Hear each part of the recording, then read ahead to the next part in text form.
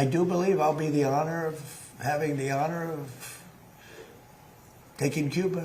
Iran மற்றும் வெனிசுவேலாவை தொடர்ந்து ட்ரம்பின் அடுத்த இலக்கு கியூபாவா என்கிற கேள்வி எழுந்திருக்கிறது. I think I can do anything I want with it. You want to know the truth? They're a very weakened nation. கடந்த ஜனவரி மாதம் வெனிசுவேலாவின் தலைவர் நிக்கோலஸ் மதுரோவை பதவி நீக்கம் செய்த பிறகு அந்நாட்டில் இருந்து கியூபாவிற்கு வரும் எண்ணெய் விநியோகத்தை தடுத்து நிறுத்தியது அமெரிக்கா. இதன் மூலம் கியூபா மீதான தனது அழுத்தத்தை அதிகரிக்க தொடங்கினார் அதிபர் ட்ரம்ப். இதனால் கியூபா மின்வெட்டுகளால் பெரும் அவதிக்கு உள்ளாகியது. நாட்டின் பழமையான உள்கட்டமைப்புகள் நிலைமையை மேலும் மோசமாக்கின. அமெரிக்காவின் எரிசக்தி தடையை முடிவுக்கு கொண்டுவர கோரி கியூபாவின் அதிகாரிகள் அமெரிக்காவுடன் பேச்சுவார்த்தையில் ஈடுபட்டு வந்தனர். ஆனால் கியூபா மீதான தடையை விலக்க வேண்டுமெனில் அந்நாட்டின் தலைவர் மிகுவல் தியாஸ் கானல் பதவி விலக வேண்டும் என ட்ரம்ப் நிர்வாகம் எச்சரிப்பதாக அமெரிக்க ஊடக செய்திகள் தெரிவிக்கின்றன.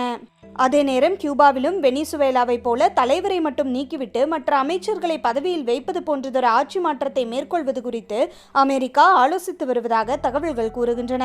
ஈரான் மற்றும் வெனிசுவேலாவை போலவே கியூபா மற்றும் அமெரிக்காவிற்கு இடையிலான சிக்கலும் பல தசாப்தங்களாக நீடித்து வருகிறது.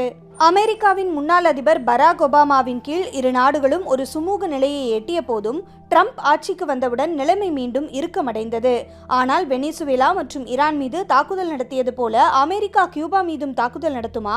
தற்போதைக்கு இரு நாடுகளுக்கும் இடையிலான சிக்கல் பொருளாதார ரீதியாக மட்டுமே இருக்கிறதை தவிர அது இன்னும் ராணுவ ரீதியாக மாறவில்லை. எனவே ஈரானை போல கியூபா மீது அமெரிக்கா தாக்குதல் தொடுப்பதற்கான வாய்ப்பு குறைவு என்பதே நிபுணர்களின் கருத்தாக இருக்கிறது. அதே நேரம் எண்ணெய் வளம், மின்சாரம் என அத்தியாவசிய தேவைகள் இன்றி ஆட்சியில் நிலையான தலைவருமின்றி கியூபா எப்படி அமெரிக்காவை சமாளிக்கப் போகிறது என்பதுதான் தற்போதைய முக்கிய கேள்வியாக இருக்கிறது.